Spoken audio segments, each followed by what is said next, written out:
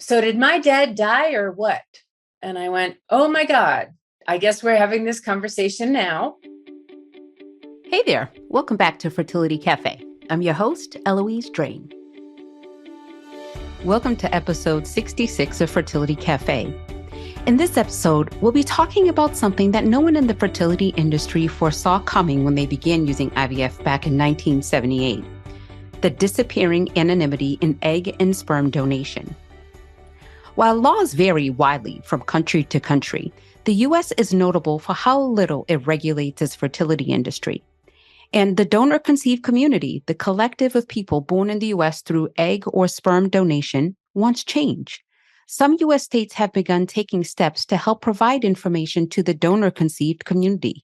In 2011, Washington state became the first state to establish a law that requires clinics to collect donors' medical history and to disclose that information to any resulting child. In June of this year, Colorado became the first state to ban anonymous sperm and egg donation. Once the law takes into effect in 2025, donor-conceived adults will have the legal right to request information about their donor's identity and medical history, as well as the right to learn non-identifying medical information before that. And in December 2021, New York proposed a bill that would legally require reproductive tissue banks in the state to verify the medical history of all donors from the past 5 years. So on with me today, we have a special guest, Wendy Kramer, the co-founder and director of the Donor Sibling Registry. Wendy will share her thoughts and her perspective on all of the things regarding anonymity in egg and sperm donation.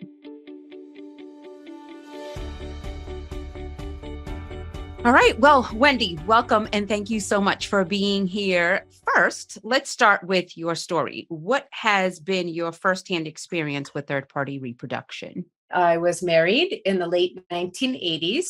My ex-husband had infertility issues. So in 1989, we used a sperm donor to conceive my son, Ryan, who was born in May of 1990. The next year, my ex-husband and I split up. He was completely out of the picture. And it was from that point on that I raised Ryan as an only parent. So not quite a single mother by choice, but sort of after the fact, single mother by choice, just the way things happened. So then I was raising Ryan by myself, and he was 2 years old in preschool. He saw moms and dads picking up their kids, and he came home from preschool one day and said to me, so did my dad die or what? And I went, oh my God, I guess we're having this conversation now. Yeah. And we proceeded to have that cornerstone, very important conversation about the sperm and the egg and, how he was conceived.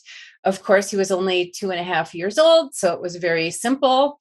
It was about a 40-second conversation, and then he asked me a question about choo-choo trains, and we moved on. But again, it was a very important conversation because then it was the cornerstone. It was the conversation that we then could build upon as he got older and ask questions. And then it became just, something that we talked about. He had a biological father. He may get to know him someday, but he may not. We didn't know that. And I had a very curious kid. So by the time Ryan was 6, he was looking at me saying, I want to know who my biological father is. And I'm thinking, oh my God, what have I done? What do I do? There was no counseling for me and my ex-husband. There was no internet at that point, so I couldn't even educate myself. There was one book out by Annette Barron called Lethal Secrets, and it talked about the importance of honesty. And that's kind of where I came from, was I was always going to be honest with him. And part of that honesty, it's not just about telling. A lot of parents think, oh, I told my child, good, we're done. It's also about acknowledging and honoring any curiosities that that child has about one half of their ancestry, their medical background, and their close genetic relatives. Mm-hmm. At that point, there really wasn't very much information that we had, and we had to basically wait for social media to be invented. And finally, in 2000, there were these things called Yahoo groups. So we started a little Yahoo group thinking, well, maybe he's not the only curious donor conceived person. And here we are 22 years later, a couple of years after that, we built a website, we became a nonprofit, and boom, boom, boom, we started getting media attention. We were on 60 Minutes and Oprah and everything you can imagine. And I think up until that point, donor conceived people and their parents and donors didn't know that they had the right to be curious, the right to search for, and the right to connect and define these donor family relationships themselves. So let's step back for a second, because I have all of these questions now running through my head. So when you decided that you wanted to work with the sperm donor, did you and your husband at the time, did you guys have the conversation like, how am I going to tell my child? Or do we even plan on having that conversation with our child at the time? We never even talked about it. I mean, it's insane. Given what I do, people say, well, didn't you think your child would be curious? Yeah. And my honest answer was, I was like so many parents who are in that place of desperation. Just give me the baby. I'll worry about everything else later. And I think so many parents are in that place of just give me the baby and everything else will work out later. And I was one of those parents. And so when my 2-year-old came home and said, did my dad die or what? I was like, oh my God, like no one counseled or educated me. Like I had no idea. And I know it sounds kind of ignorant. Like, why didn't I think about that? But I really didn't. Well, I don't think though that it's ignorance at all. I think it is where, like you said, you just wanted to have a child and you probably had gone through issues with other fertility things that you guys were trying to figure out and trying to get pregnant and it's not happening. And you're just looking at the end goal. I mean, even as an egg donor myself, when you decide you want to be an egg donor, you're not thinking long-term of what is this going to really mean 15, 20, 30 years from now? You're just thinking about the here and now. Yeah, but your fertility clinic and the doctor who did that, in my mind, has a moral obligation to properly educate you about what you're about to do.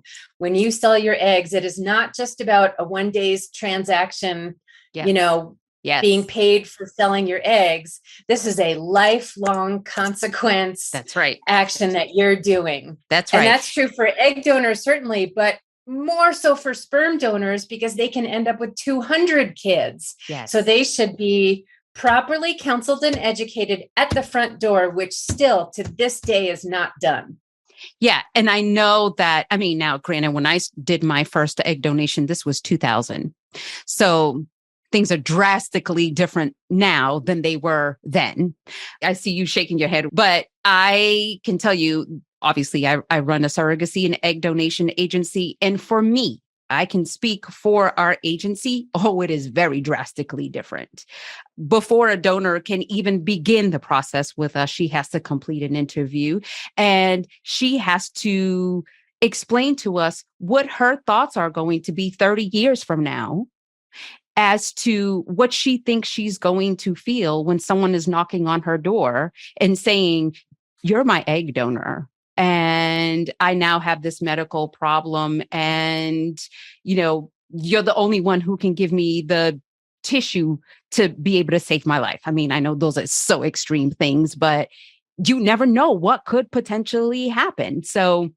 Well, that's great that your facility does that, but that is not representative of the entire egg donation industry. Oh, no. Yes, that is truly 100% correct. Yes, I definitely agree.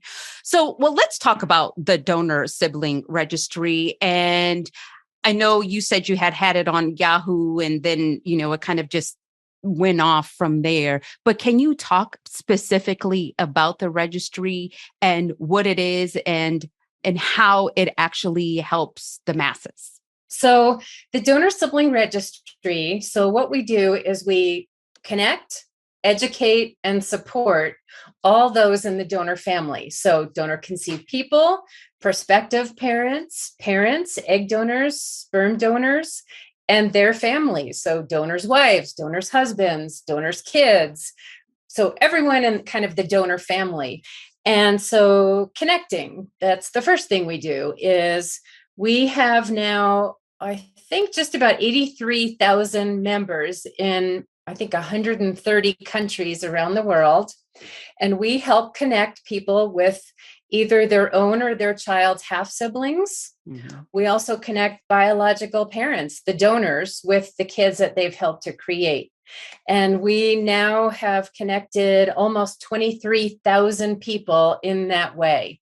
Wow. So that is our main objective, is to connect people who, through mutual consent contact. So we're not outing anybody. You only come to the DSR if you want to make contact. And that contact can be anything from just sharing medical information, which, like you say, can be crucial and can save lives. And we have saved lives, all the way through to, I mean, I know some egg donors and families who connect right from pregnancy or birth on the DSR, and they're, meeting at Starbucks the next day. So, we've seen how this expanding family can be beneficial to so many people, and long before the age of 18. The age of 18 is only something set up by the clinics and the facilities to protect their own best interest, but it is not. There is no evidence that waiting 18 years, keeping a donor-conceived person from their close genetic relatives for 18 years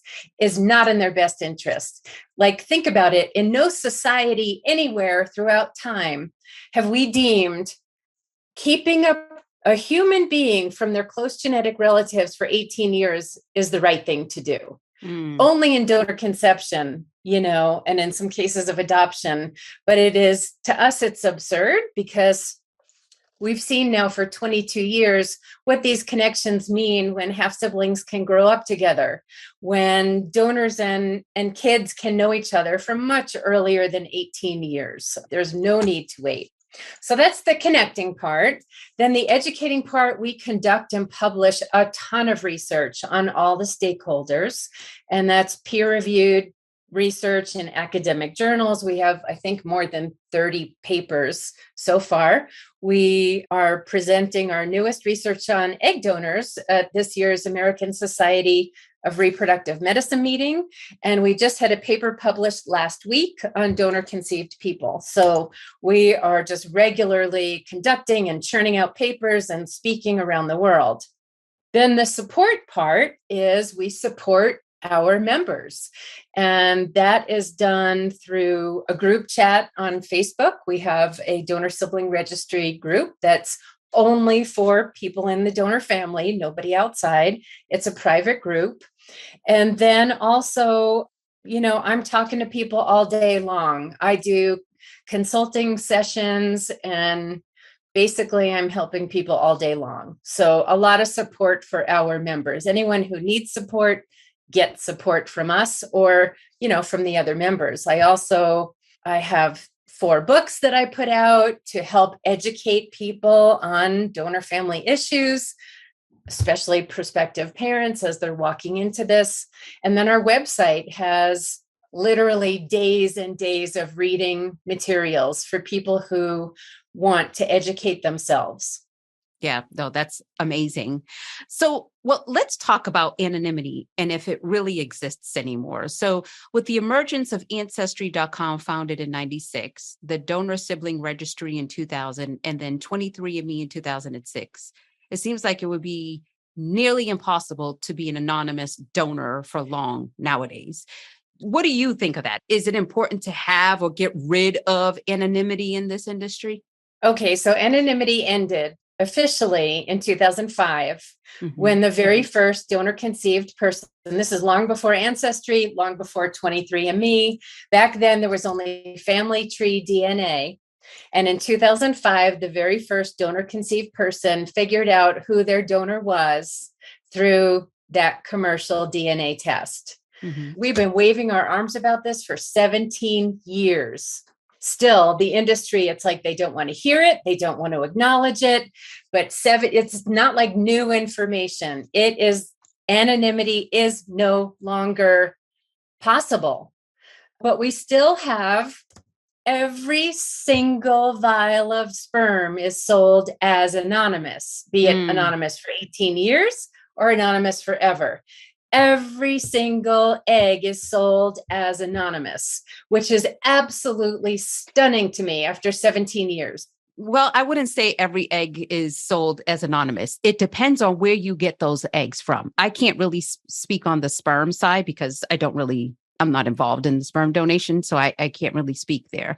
But on the egg donor side, it depends. It depends on the fertility clinic. It depends on the bank. It depends on the agency. I mean, we push very hard to have the intended parents and the donor actually meet and speak and have video consultations and be able to actually acknowledge each other and know, like, we are doing something that is going to connect us for the rest of our lives. And so they share their names and contact information and everything? Yes, we facilitate those meetings. And then, of course, they have a contract amongst each other. And in that contract, it also states that they can be open enough to share each other's information and that their child at the end should be able to, if they choose, to be able to contact this person and be able to have, whatever they decide as far as a relationship is concerned. That's great. And that is, yes, the egg industry and the sperm industry are very different. Every single vial of sperm is sold as anonymous.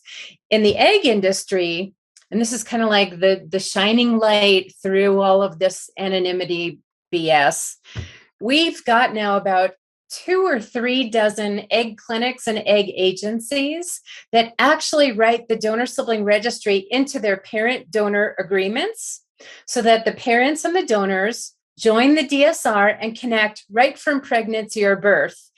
And that way, both of them are empowered to be in charge of the depth and the breadth and the speed of their own relationship instead of having a clinic or an agency standing in the middle going, That's right. know what's best for you and your family. No, the parent and the donor know what's best for their family. Give them access to each other and let them, they're capable human beings. They can figure it out themselves. So that is the one bright light. But I should note, not one single sperm bank will do that. Yeah, like I said, I don't get into the sperm side, but I do think that is actually a disservice to our industry for sure. So I'm curious, what impact do you think the diminishing anonymity factor will have on the industry? Like, do you anticipate we'll have fewer donors willing to participate? Well, that's been the industry's argument all along for not ending anonymity. But what happened is anonymity ended despite them, It's not like they decided when anonymity would end. Anonymity ended 17 years ago. So any donor who has the internet can see that there is no anonymity. People are being found all the time. These stories are everywhere. So I guess you'd have to ask the egg clinics and the sperm banks, have you had a decrease in donors? I don't know. I tend to think probably not, because people are very motivated financially to sell their sperm and sell their eggs. Mm-hmm. Mm-hmm. Why do you think it's important to have or get rid of anonymity in the industry altogether? Well, it's important to acknowledge that there is no such thing as anonymity, to be honest and ethical. All reproductive, clinics and agencies and sperm banks, to be ethical and responsible, they should be honest about anonymity, that there is no anonymity. So stop mandating this 18 years of anonymity when it's not even possible. Yeah. And a matter of fact, now federal legislators are considering requiring background checks for both egg and sperm donors, which could completely eliminate any anonymity outside of, an agency arrangement. I'm sure you probably heard about this legislation. What is your thoughts on that? I think, it's like steering the Titanic. It's so slow. It's been so slow trying to get changes. But I think, legislation might help turn the boat. Anything that can get this industry to be more ethical and more responsible is great. Currently, there is almost no oversight and no regulation. So nobody's keeping records. Nobody knows how many kids are born for any donor. Nobody knows medical information. Nobody shares medical information. I mean, the whole thing is so, to me, so unethical. It's not like this is an industry creating widgets in a factory, and they have no records. This is an industry creating human beings. And yet, artificial insemination in cows and the cattle industry, they have accurate records. They know every calf born, who the parents are, how many calves are born. And in the human reproductive medicine industry, we have no such records. There's nobody mandating or regulating that this industry keeps any type of records on the kids being born, on the medical conditions, on anything. It's so absurd. And the reason why is the American Society of Reproductive Medicine. They are the sperm banks and the egg clinics. They are the ones keeping any and all regulation from happening. They fight against it. So we have this very powerful and wealthy lobbying organization that keeps any regulation and any oversight and any accountability, responsibility, and ethical behavior from happening. But why do you think that is? Money. Whenever in this industry, whenever you say, why did they do this? Or how come they don't do this? Always the same answer, money. Once you start regulating, they're going to make less money. Oh, yeah. Yeah, well, that is definitely the problem, because I recently read an article, and by 2027, the infertility industry is going to be a 37 billion. So in 5 years, it's going to be a $37 billion industry.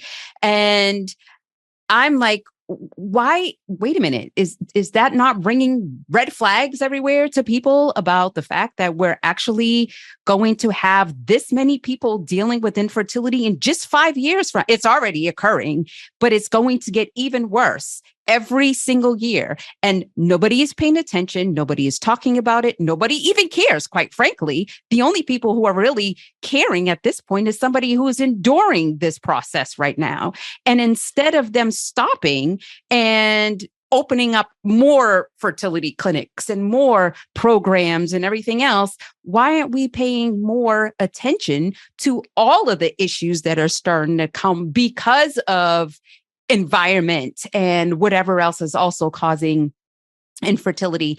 A recent YouGov article and survey found some interesting information on the public's perceptions of whether or not donor-conceived children should have a legal right to know who their donors were. And here are some of their findings.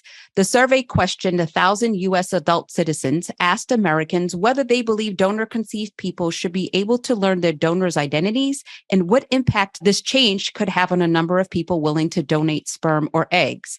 The majority of Americans, 55%, say people who were conceived with the use of sperm or egg donors should have a legal right to receive information on their donors' identities after turning 18.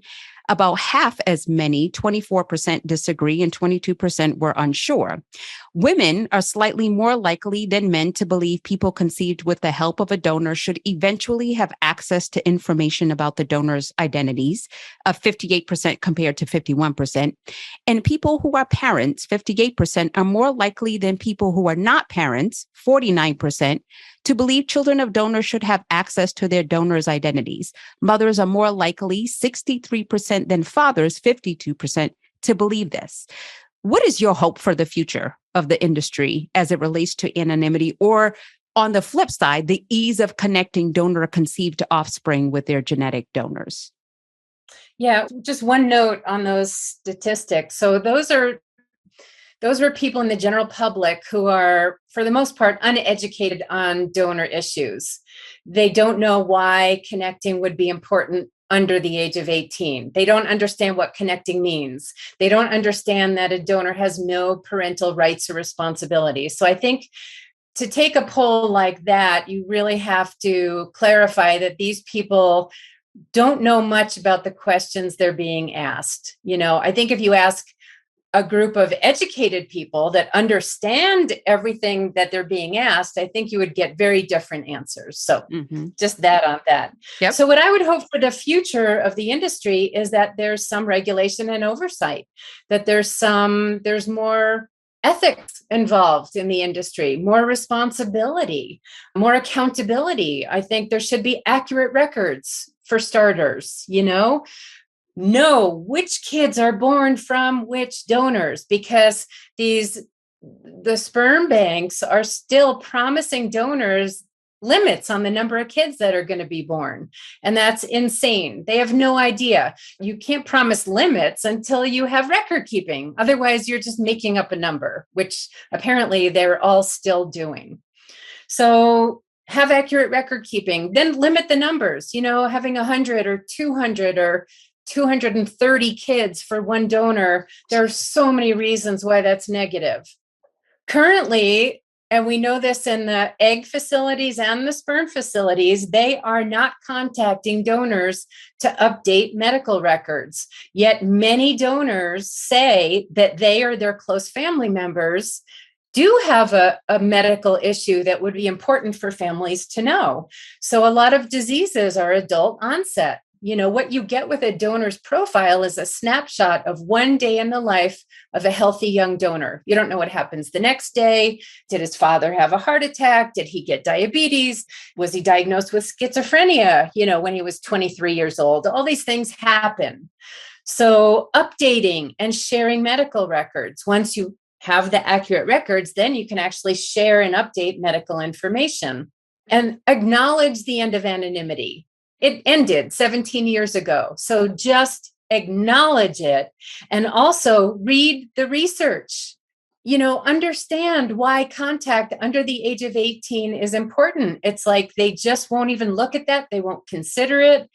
And I think they can only do that for so long. Look at the data, look at the published papers about how anonymity affects donor conceived people. Then make policies based on not just the rights of the clinics and the sperm banks to make money, not just the right of a donor to be anonymous for 18 years or forever, not just on the rights of a parent to become a parent and have a child, but also in that conversation needs to be donor conceived people. How have all of these policies throughout all these years affected the actual people that everybody's working so hard to create? Those voices, in my opinion, should be the loudest and certainly included in the conversation. So what would you tell someone who has to consider utilizing a donor, sperm donor or egg donor? And I know we keep talking of sperm donor or egg donor, but we also need to add an embryo donation in here as well, because although there are embryo donor programs that have open donations, but there's a lot of programs, especially through fertility clinics, that have these leftover embryos, and then they also donate them anonymously.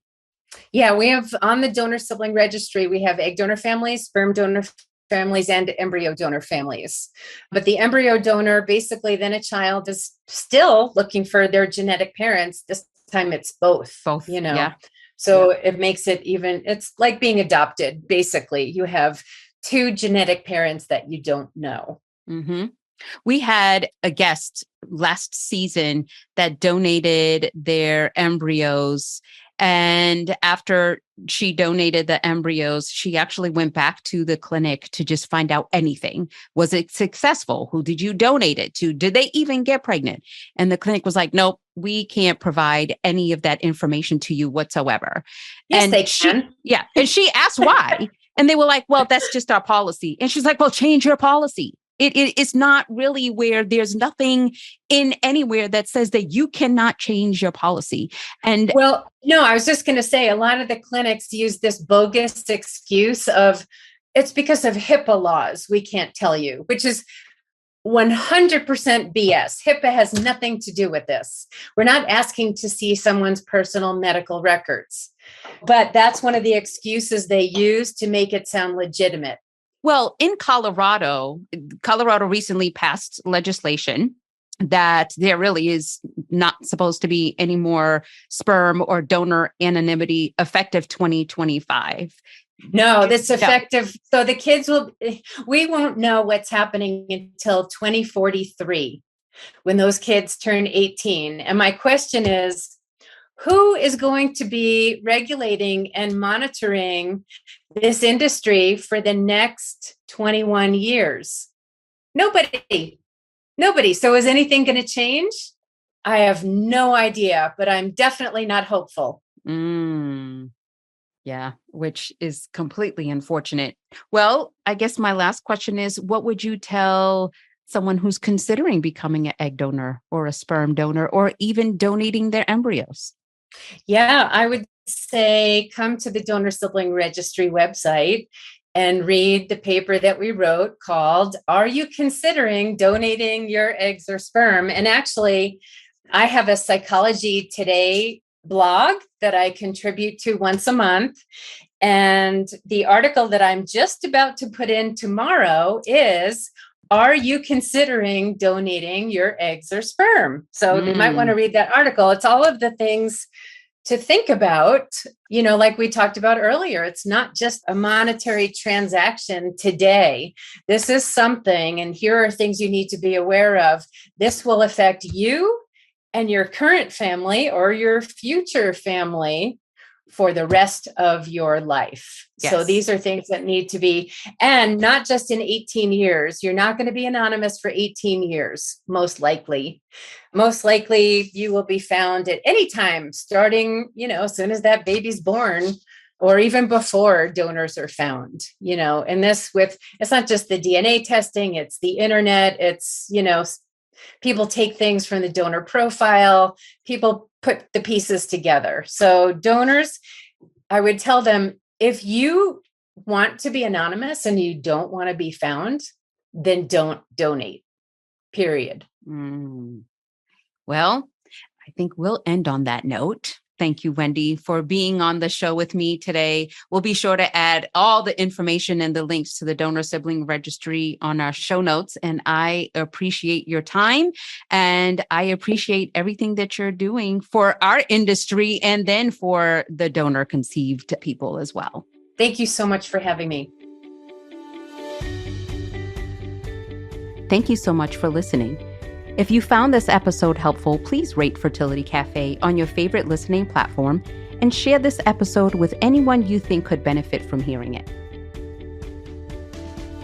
Thank you so much for joining me today. Until next time, remember, love has no limits. Neither should parenthood.